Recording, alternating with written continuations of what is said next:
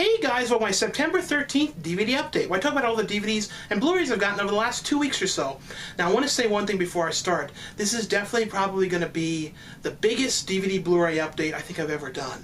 I have so much stuff to show. I'm going to getting ready to leave on Monday to do a new film for Sci-Fi, so I have to get caught up on things that I didn't show in the last few updates and everything. So like I said, there's a whole lot of cool things in this one. And the first one I got is from Magnolia, and it's Beyond the Black Rainbow. And I've seen the trailer to this and really was interested in watching it. It's basically, like, when you watch this, it really feels like because I've talked about a lot of movies that are, done to feel like a movie from the 80s, or, kind of look like that. This really looks like a film that was basically shot in like 1979 to 82, and then was just sat on a shelf for years, and then it was just recently discovered. And like the cover to it kind of reminds me of Blue Sunshine, mixed with, there was one movie with like a kind of a killer on the front like that. It was like an 80s movie, and I think it was like Campers Down the Bottom. Don't remember what the name of it is. I always forget what it was called. It reminds me of this too. The thing with this movie though is the last like 15 minutes kind of become more of what I hoped the whole movie was, but it's got such cool sequences of this music and like amazing, like old school, like John Carpenter sounding synth music. But the basic plot of this is it's about an institute that is trying to make people happy, kind of like, Brain Candy, like that kind of thing, make people happy. Only this is way more serious, and it's this doctor with this girl who's in this, and it's like he's talking to her, behind glass, so something's kind of weird with this girl, and the whole thing is trying to, like I said, make people happy, and it's her trying to get out of this place. And there's all these crazy sequences with like the other doctor, and like heads exploding and all kinds of crazy things in here, like sequences a little bit like Tree of Life that go on like all kinds of weird stuff with this synth music. And the coolest sequences, like I said, is near the end. One sequence is involve removing appliances, as the wife says, which is like the wig and all. It's insane. Like the end is so cool. If you want to see a really weird, movie of, it's like kind of like something that Stanley Kubrick would probably have liked, like that kind of, long shots, real wide, like his kind of shots mixed with early David Cronenberg. Definitely check this out. Like I said, it's extremely weird. I love the scene at the campfire. I wish a little bit more of the movie was like that, but this is definitely one I would recommend, just because of how well done it is with trying to be a science fiction film. And it's set in the 80s too, but it's not even just that makes it have this cool vibe to it. It's just everything was done so well to make it, feel like a, lost film. The next one is from Magnolia as well, and it's The Magic of Belle Isle, Magic of Belle. I think it's Isle. You don't think you would say Island, Magic of Belle Isle. And it's basically Morgan Freeman, and he's an old writer that basically he used to write years ago these very popular like Western novels. And because of a situation, and you find out later on why, he's in a wheelchair, and Kenan, from SNL, and Kenan Kel, I think it's his nephew. I got kind of confused with a little bit of that. I think it was his nephew, and he's basically, saying, well, you can stay in this cabin in this house on this small island and watch this dog. And I think that I couldn't figure out some of the stuff that was going on, but basically he's staying on this island for the summer, and Kenan's saying, well, hopefully you can start writing again, and this is a really nice setting, maybe you'll be able to get things going again. And Morgan Freeman's character is very depressed. His wife died in the last few years, so he's very unhappy, and he's pretty much a serious alcoholic, very depressed. And the whole movie is basically about the family next door and him becoming friends with the family, and teaching one of the girls that lives next door about writing, and basically this family is helping him get himself together. And it's one of those really good, feel-good, positive movies. I thought it was very well done. Morgan Freeman, he's good in everything. It could be anything, he'd be good in it. And this one too, it's not like a small part or anything. He's like the main character in this. I really thought this was good. A lot of character actors have appearances in this too. Fred Willard, he's in it. Definitely would check this one out. I thought this was a very good one. The next one, now this one, a lot of people asked me if I got it, and I did. I went to Best Buy on a Monday when it came out, and it's the 3D version of Titanic, and it's 4 discs. And the thing that's interesting about this is it's like the old school like VHS tapes, and the old, like when DVDs first came out in the very beginning, you had to flip the discs over, or it was on 2 discs. The movie in the 3D format is in 2 discs, so it's split in half. I was looking at it in 3D. It looks amazing. Like, this is an example of when they do an amazing job at putting the film on Blu-ray and like really clean it up. It just looks outstanding. I will say, it is a very depressing, sad film. So it's not like a real feel-good movie. I always really enjoy it though. The only thing is with the 3D, it's a little bit hard to watch it for that long. It gives me a bit of a bad headache after a bit. Anything in 3D does. So I don't know how many people are going to be able to sit for 3.5 hours and watch it without getting up a couple times and sort of just, because your eyes sort of get screwed up watching it for too long. But just, I looked at it in the regular one too. It looks great. I would definitely recommend picking this up. And the next one I got is Snow White and the Huntsman. Now this is the more adult, darker Snow White movie lately. The last one was Mirror Mirror. I kind of like Mirror Mirror a little bit more. I know it was a little bit more kiddish. This is, like I said, the darker version. It's the same kind of thing, but just changed around a little bit, and a new interpretation of the whole story with the, Charlize Theron's character who plays the evil queen, marrying Snow White's father, and she kills him on the wedding night, stabs him, and, she puts Kristen Stewart's character, who plays Snow White, in the castle and locks her away for years, and she ends up escaping, and there's sequences with the evil queen, taking souls to keep younger and things like that. It's an interesting thing. I thought it was okay. It kind of reminds me a little bit of the Kevin Costner Robin Hood. It kind of has that vibe to it a little bit to me. I don't know why, it just was kind of reminding me of that. And Chris Hemsworth's character, he's the huntsman that's going to hunt down and find Snow White's character. I don't know, like I said, it's a very different, more darker version of Snow White. I thought it was okay. I thought it had some good effects and some good sequences. But in all, though, I kind of like the other one a little bit more. The next one is from Millennium Entertainment, and it's and this is one I was interested in watching, called The Baby Makers, and it's from the guys that did Super Troopers and Club Dread. I think Super Troopers and Club Dread were a little bit better than this, though. This is kind of, the basic idea of this is it's Olivia Munn's character, and she's with her husband, and they've been married for 3 years. I think it's 3 years, and they're trying to get pregnant. Nothing's working, and so they end up going to the doctor, and it turns out that her husband's sperm count, there's something wrong with the sperm, and it's basically almost like they say drunk. So because of that, she can't get pregnant, but he doesn't understand what's going on because 3 years before they got married, when he was getting the wedding ring, he went to the sperm bank weekly to get money to get the ring, and they wouldn't have accepted sperm if it wasn't good.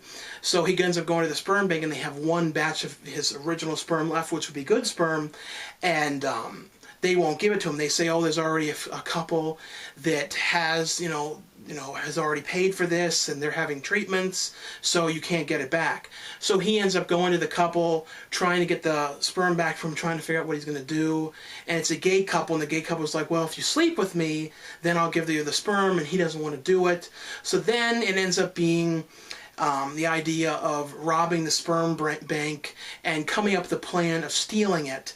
And I thought it was pretty good. It kind of reminds me a little bit of Stealing Harvard. Like I said, it's not a perfect movie, but I did like it. I thought it was a kind of an interesting concept. Not as funny, though, as some of their other stuff. Like I said, I like Club Dread. Even though Club Dread was one of the ones a lot of people didn't like, I always kind of liked it. And I really like Super Troopers, and Beer Fest was pretty good. But, like I said, this is definitely worth checking out. I thought it was pretty funny. And the next one I got is The Moth Diaries. This is from the director of the American Psycho. I thought this was a pretty good one. It's about these 2 girls that are really good friends at this private boarding school for girls, and a new girl who comes in. I think it's played by Lily Cole, and she's very strange and to herself, and ends up becoming friends with the one girl, and ends up, taking up all of her time, and the 2 aren't seeing each other anymore, and it's one of those kind of things.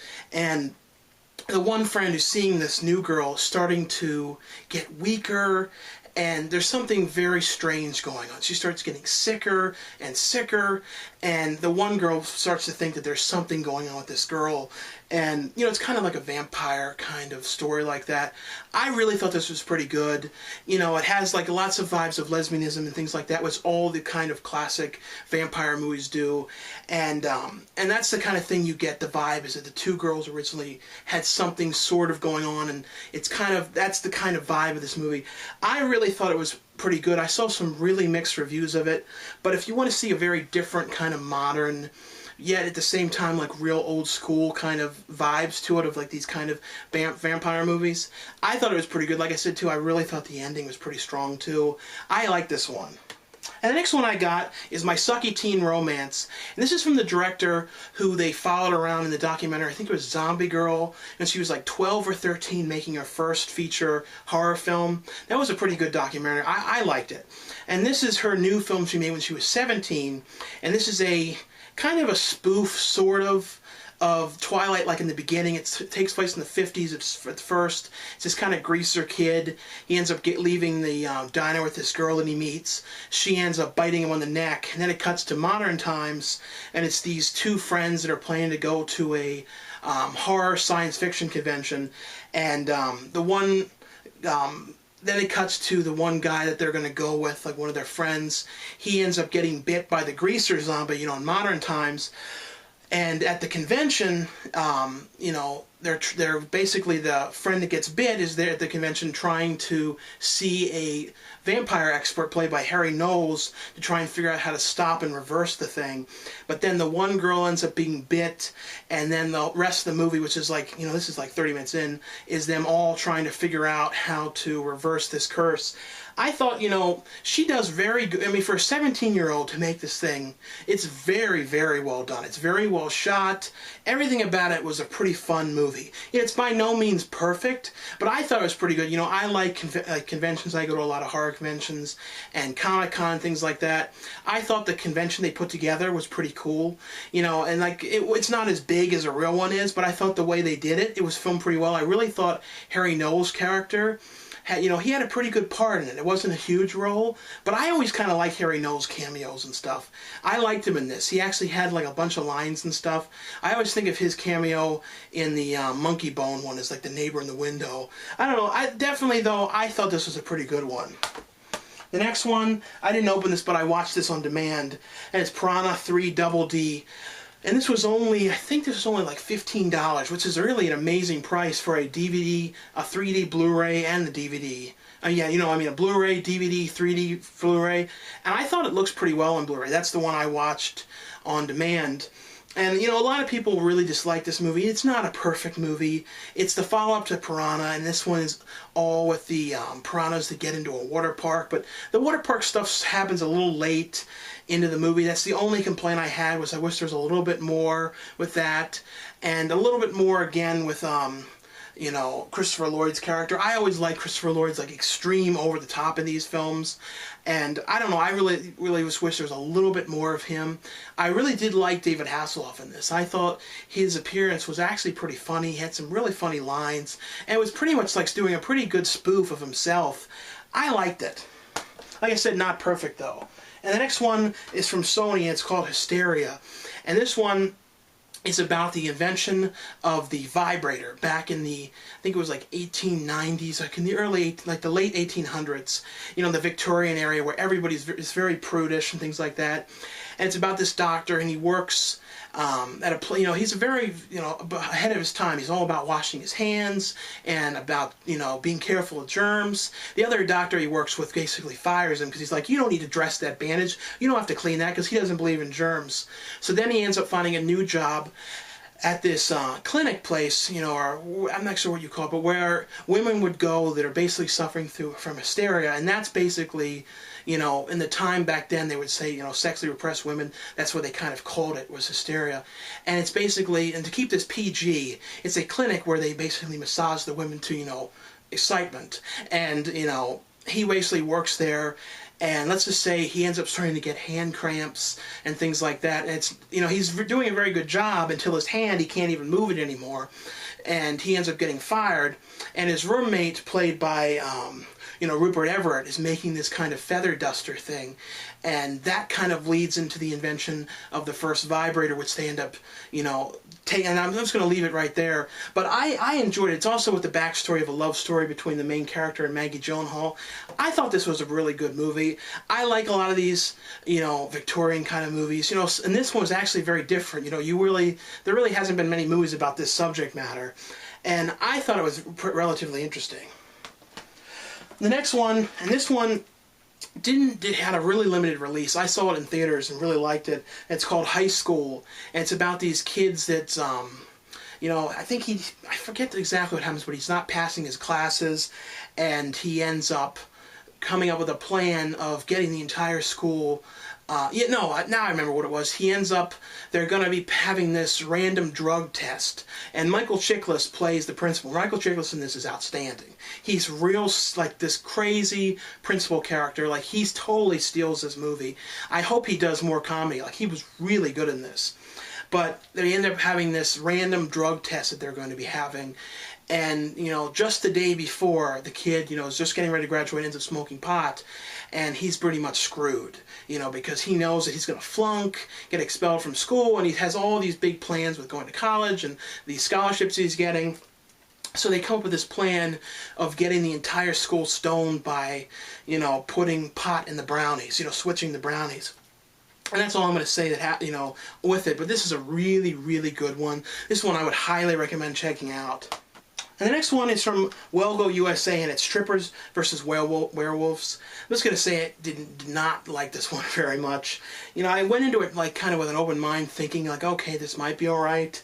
But it's about these, first of all, I'm not going to lie, I got very confused with these werewolves, and it's basically about these strippers, and I think it's right next door with these werewolves, and the one girl ends up killing one of the werewolves because he's basically going crazy when she's stripping for him and is about to attack him, so she ends up stabbing him in the eye and he dies.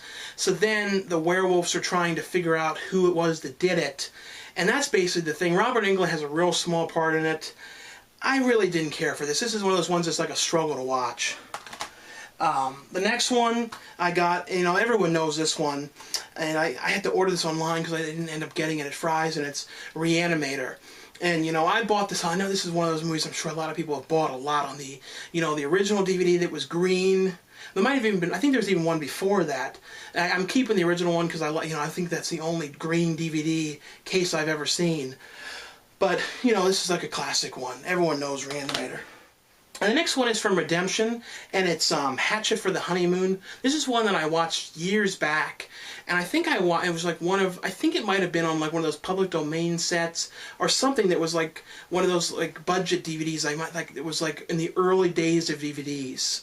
I'm pretty sure I saw it then, but I watched it again, and it's about this guy who's having all these memories of these flashbacks of him when he's a kid. He's trying to put them together, and he's basically works, selling wedding dresses and things like that. And he keeps on, the people he sells the dresses to, he ends up killing them. He's killing one person on a train, and he's there's sequences of him getting in women with the wedding dresses. It's a very weird one. The coolest stuff is when he goes in this room with all these wedding dresses and is kissing all of them. It's a really weird, slasher film. I always kind of liked this one, back when I saw it years ago. This is the first time I've seen it in 12 years. But I really do think this is pretty cool. It's from Mario Bava. It looks really good. And the next one is Lewis Black's new stand-up in Godry Rust. I always liked Lewis Black. I'm a big fan of him from the films, and he's been a lot of... I haven't seen him in too many films recently, but he has a lot of rant comedies when he goes on, tangents about things. I think he's pretty funny. He's one of the kind of people, though, you either like him or you don't. The next one is from E1, and it's Sean Bean and Clean Skin. Now this one, I didn't know the title, I didn't know what it meant. At the end, you figure out, the meaning to it. I'm sure a lot of people, if they follow, war and things like that, would know, what it means. But it's basically about Sean Bean's character, and he kind of works for, I guess, the Queen, and kind of doing, security. And one of the people he ends up guarding ends up being killed.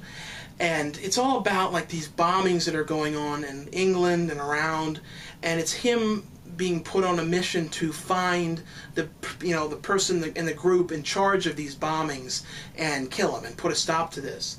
And throughout the movie, it flashes back to the person who is about to plan this big, big terrorist attack, and it shows him 4 years earlier when he's just sort of a regular guy, and he's a Muslim, and just a regular Muslim living in London. He's really happy, and he ends up being kind of brought into this terrorist group, and he's like, well, just telling him all these things, and it ends up being, showing him in his progression of getting to the end and what he does and things like that. I like this. I thought, for these kind of suspense films, that are like kind of like a mile a minute, things are always happening, people are always being chased and things like that, I thought this was one of the better ones I've seen in a long time.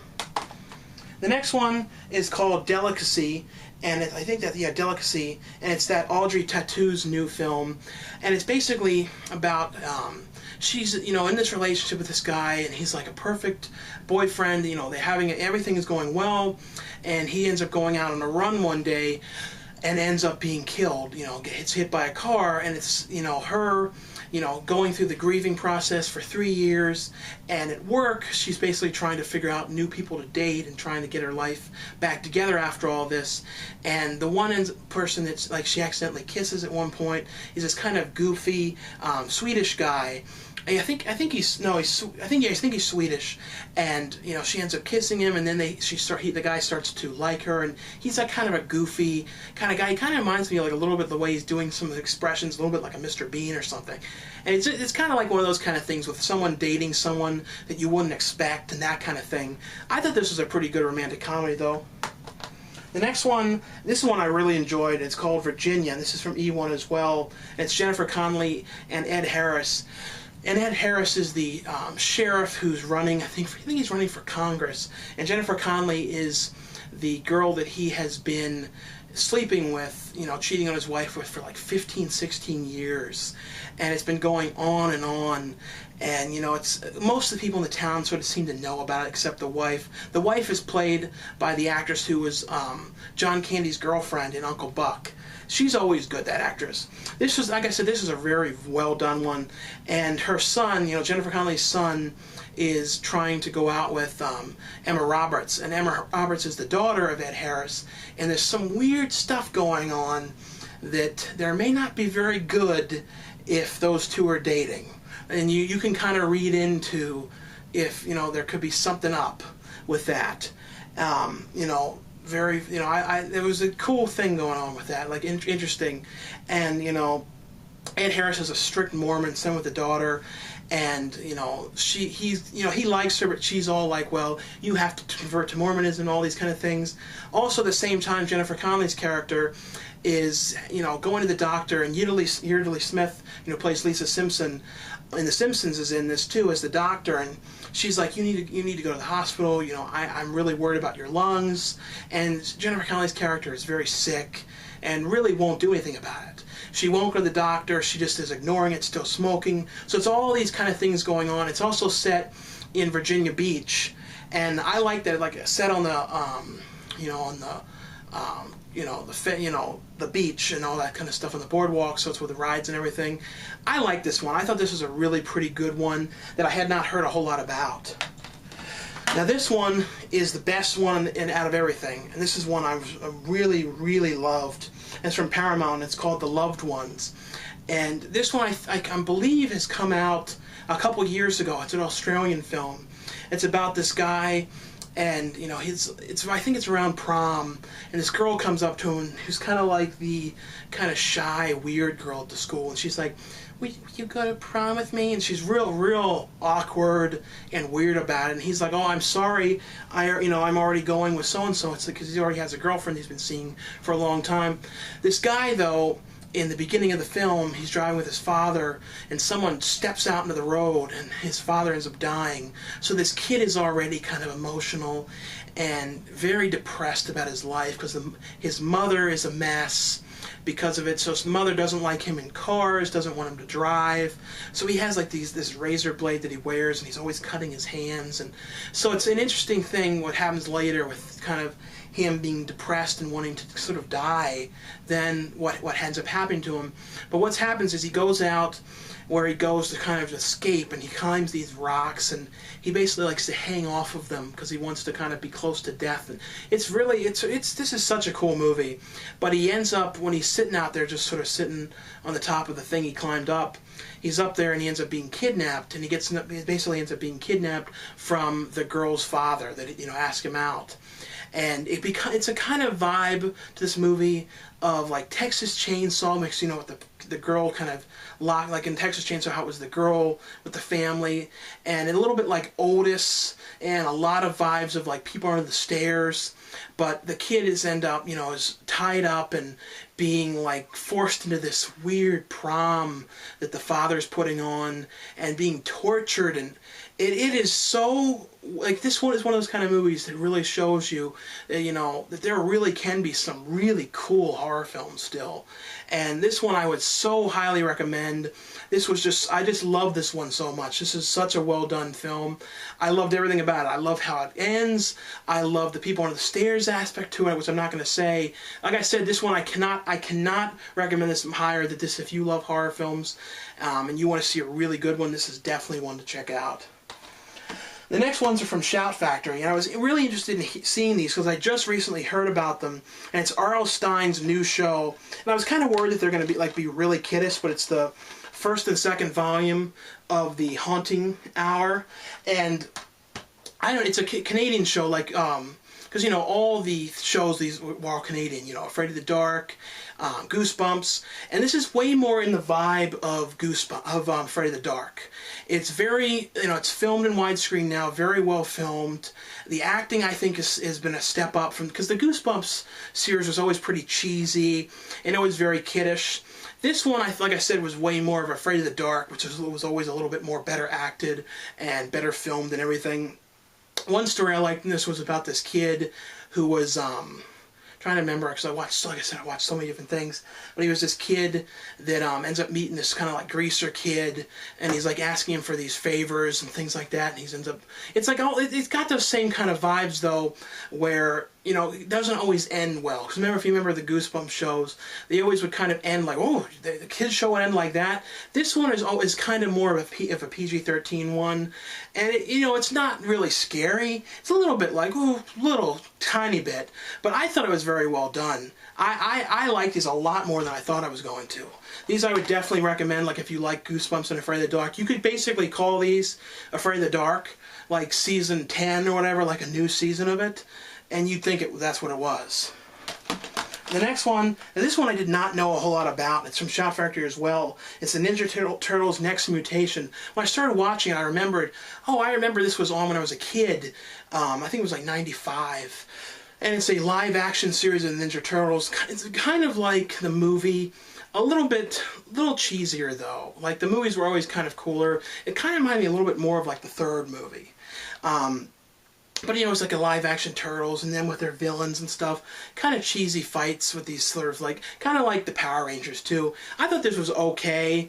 It's kind of a fun flashback thing. Like I said, it has a real vibe of the Power Rangers. And the next one I got is from Synapse Films. It's the Complete Hammer House of Horror TV series. This is pretty cool. It's in the vibe of the Hammer horror movies. It has stuff with like haunted houses and like some modern time stuff. Because a lot of the Hammer films were more back in like castles and things like this. This has a lot of like modern stuff. This was from the 80s, like the early 80s.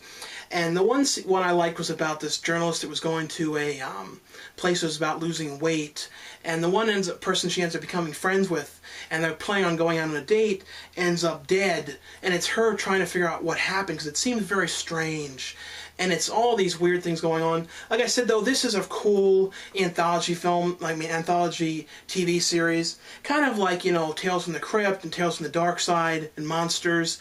This, like I said, was a little bit better produced than a lot of them, though. Kind of more like Tales from the Crypt. You could tell they had a lot more money with this, because like Monsters and some of them were cheesier ones. This one was produced more like they were making one of the Hammer films, and has some good character actors in this. This is definitely one to check out.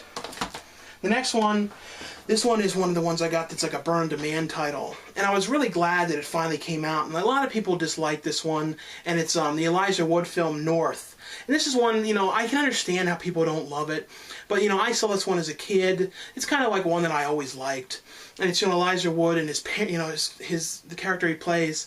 His parents are kind of ignoring him, and, you know, he just feels very ignored. So he ends up going to the mall, you know, where he goes to sort of chill out. Like, he goes to like a Macy's and sits on the couches, and he ends up seeing Bruce Willis, who's dressed as a bunny, and he's like talking to him about things.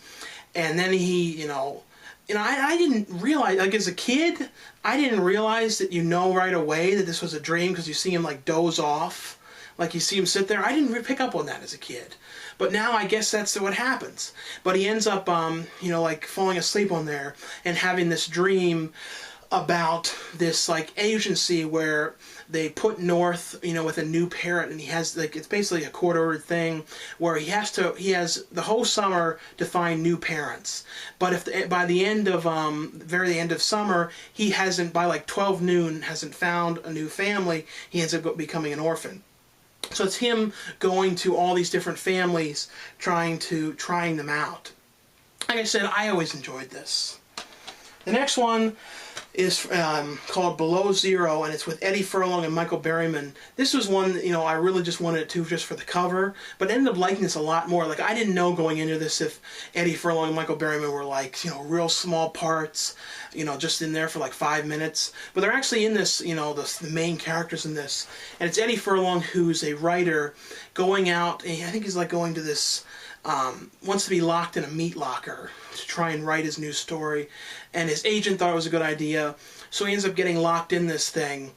And all these kind of weird things are going on. Like, he's writing the story, but yet at the same time around him, somebody out there is screwing with him. Like, turning on the cold, you know, making it freezing in there. All these weird things are going on.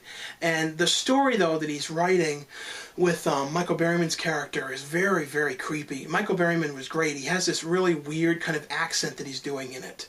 I really like this. I think this is one of my favorite Eddie Furlong movies in years. Like I said, he really did a great job in this. Really pretty cool one. And Michael Berryman, who's always good. Like I said, I liked this character that he was doing with his accent. The next one is another Comedy Central title, and it's Jeff Ross Roasts America. And I think this is a burn-on-demand title. And it's Jeff Ross. I really like Jeff Ross in the roasts. And it's basically the whole thing of this is him roasting people, like people that come up. He doesn't like pick on people, which I like. He asks people if they want to come up and be roasted. So he ends up just picking random people and, like, you know, telling jokes about it and things like that. And I thought he did a pretty good job with this. This is a fun thing. It goes to like 5 or 6 different places, different audience members, and also in between it is him telling stand-up. Like I said, I think he's pretty funny. The next one is a History Channel title, and it's America's Book of Secrets. The one segment on here that I really liked, it shows a lot of different places, but it shows the Playboy Mansion, and it shows the behind-the-scenes aspects to it, like the secret rooms, and how Hugh Hefner is kind of like a creature of habit, where what he eats, he's always eating the same thing every night, and it's like kind of a real planned schedule. And the movie theater he has in the house, where he has like brand new movies and these show times, and you have to be there at these certain hours, and all this kind of stuff. Like, that was my favorite one on here. And it was like talking to people who've been there, and all the secrets about it, like the Elvis room, and all these kind of different things about it. It also goes into a bunch of different other places, you know, like the White House and Presidential Transports and that kind of stuff. But like I said, that was one of the fun things to it. Now, these are from Mill Creek, and it's Grounded for Life, the complete series. This is one that I watched like occasionally when it was on. I totally forgot, though, that Richard Riley was in this series. He's one of my favorite characters in this. I got to, luckily enough, to get to work with him on a film called The Obsession. He's one of the coolest guys ever. And it's basically about a family, and you know, kind of a little bit like the time when Malcolm in the Middle was on, so it's a kind of like sitcom kind of things. There aren't too many shows exactly like this anymore, and the one brother is played by the actor who was from just recently in that Some Guy Who Kills People, and he's from Slums of Beverly Hills, and he's always kind of getting in trouble in this. It's all about like family things, and the daughter who's growing up, and them not wanting her to be dating people, and all those kind of things. It's a fun series, though. The next one, this is a cool set. I haven't got one of these in a long time. It's a 50 movie pack called The Excellent 80s. So it's, I think it's 50 of these obscure, like, 80s films. There's like a whole bunch of different stuff on here, like Cave Girl and Delta Force Commando, just high risk, like random weird ones. These are the kind of ones, like, every so often I just occasionally watch them because they're just kind of weird public domain. I think they're public domain 80s films. The next one are the season 5 and 6 of the Roseanne show. Now, talking about Roseanne, I love the roast with her recently. She was great in that. I thought that was one of the best roasts in a long time, like one of my favorite ones. But, you know, this is like the later seasons of Roseanne. This is before, though, she had the makeover, you know, and she got skinny and had a totally changed look. I always enjoy Roseanne, you know, John Goodman. I sometimes say Tom Arnold by mistake because I'm thinking of her real life when she was married to him. But this is a great show. You know, I always thought this was funny. I always remember watching this with my mom back when it was on. Now, the final one I got is the 12 Movies Fright Fest. And I really wanted this one because it has Devil in the Flesh 1 and 2 on it, which I don't have. I don't think I've ever seen Devil in the Flesh 2. The first one is one of my favorite Rose McGowan films. It also has on here, what are some of the other ones? Jack Frost 2, The Ice Cream Man, which is a great one. Like, it's a great set, you know, if you don't have these ones. But I also wanted to make sure to mention at the end of this, too, that Chris LaMartine, who did Witch's Brew and President's Day, which I was in, is doing a new film when he's raising money through Kickstarter. So definitely check out the link under this video. Help him out if you can. Help him raise the goal. He's only got a couple days left to try and raise the goal, and I will be in the new one as long as, you know, the money gets raised and everything. He does really cool stuff. President's Day will be coming out soon, and Witch's Brew has really big distribution as well as President's Day, so they'll all both be coming out soon. But anyway, though, thanks a lot for watching, for subscribing. I know I'm starting to kind of lose my voice because I've been talking for so long, but I know this is a huge DVD update. I tried to get through it. Sorry I didn't talk about some things as long as I can, but as you can tell, I got to be careful too. I don't want to lose my voice. But anyway, though, thanks a lot for watching, for subscribing, and I'll see you guys later.